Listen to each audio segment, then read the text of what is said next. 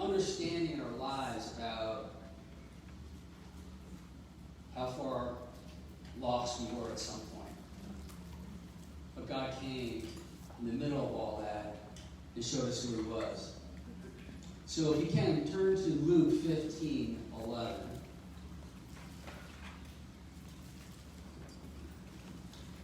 What we talk about today is the story of the Prodigal Son.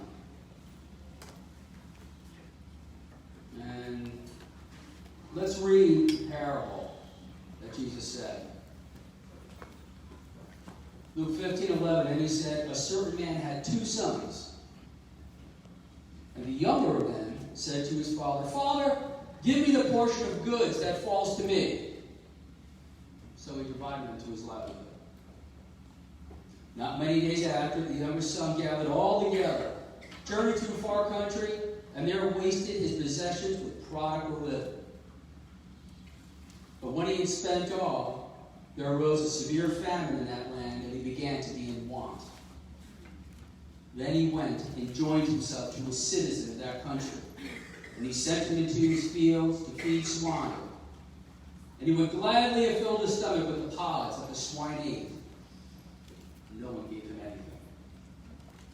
But when he came to himself, he said, how many of my father's hired servants have brought enough to spare, and I perish here with hunger?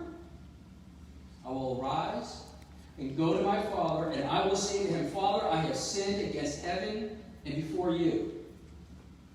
And I am no longer worthy to be called your son.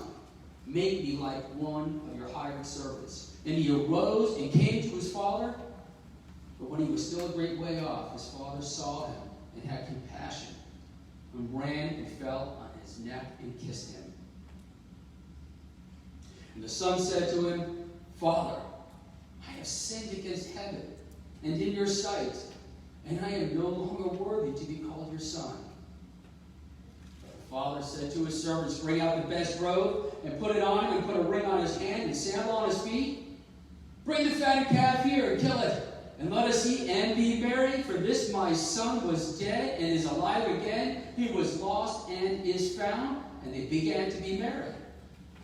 Now his older son was in the field, and as he came and drew near the house, he heard music and dancing. So he called one of the servants and asked, what does this thing mean that people are singing and dancing and being merry? And he said to him, well, your brother has come because he's received him safe and sound. Your father has killed the fatted calf. But he was angry and would not go in. Therefore his father came out and pleaded with him. So he answered and said to his father, lo, these many years I have been serving you. I never transgressed your commandment, and at any time, and yet you never gave me a young goat, even a young goat, that I might make merry with my friends. But as soon as the son of yours came, who has devoured your livelihood with harlots, you killed the fatted calf for him. And he said to him, Son, you are always with me, and all that I have is yours. It was right that we should make merry and be glad. For your brother was dead and is alive again, and he was lost and is now found. This parable has a lot to do with the sons, but also with the parent, the father as well, right? Father's heart and the undeserving love and mercy that he has towards us. Well, let's set the stage a little bit about what's going on here. So we got a father. Jewish, obviously, right? He's Jewish. Very prosperous. He had fields. We know by later in the story that he's got plenty of money. He was able to do a celebration for his son. He's got wisdom. We'll talk about that in a minute. There were inheritance laws, too, at that time, right? Inheritance law for the Jewish people were the older son gets a double portion. All the rest is split by the other kids. There's no son, then it goes to a daughter, and then so on down the line like that. Father gave a portion of his livelihood. Why would he do that? Just because his son asked. He's not even dead yet. He's got wisdom. He must have heard from God to do this for his son. I mean, have you ever allowed something for your kids to do that maybe you didn't think was the right thing for them to do or the best thing for them to do? A puppy, a kitten, right? I had a dog. So when I was about 15, I wanted this dog. I didn't grow up with that. We didn't grow up with dogs. But I wanted this puppy so bad. My parents finally, I hounded them about it. And okay, we'll let you get the puppy. So I got the puppy, and all of a sudden I realized, my gosh, it's limiting my social life, this puppy. I gotta take care of it, right? I gotta feed it, I gotta walk it, I gotta give it attention, all the time, play with it. I found out really soon, I wasn't the best dog guy around, okay? One day I come home and the dog was gone. I was told he ran off. But that's what I was told. You wonder now, was that actually what happened? But the dog was gone. But my point is that we'll allow some things for our kids, or make decisions that we might not know is the best for them, but we do it anyway to teach them a lesson. All right, so we have the father. Now we have the younger son. Let's talk about the younger son. Oh, he's quite a guy. He doesn't want to work in the fields.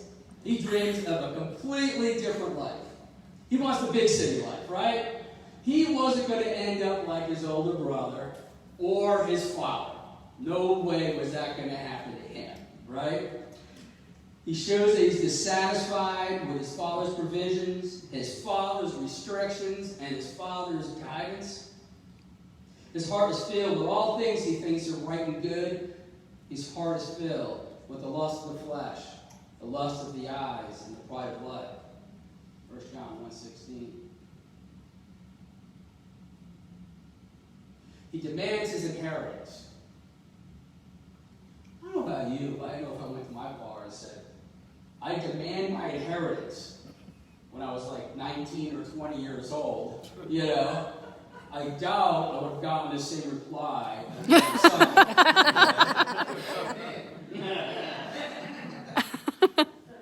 Father had wisdom. He gave him his portion of the inheritance. So now you can't see the son now. I was also happy. Whoa, I got a money bag, and I'm going to start living life. This is what the son was like. See him now. Can't you see him putting on his best tunic? Nice sash. Got the best sandals going, right? He's got all that going on. Little camel, gel in his hair, right? He's going to start living life. It's going to be sex, drugs, rock and roll from this point on, and I'm off to Vegas, okay? This is what he did. It is party time. It says he journeyed to a far country. Far country. Get me out of here. I'm sick of this place where I'm living, this one-horse town. I want to get out of here, and I am going where I can live life, and I can have a good time.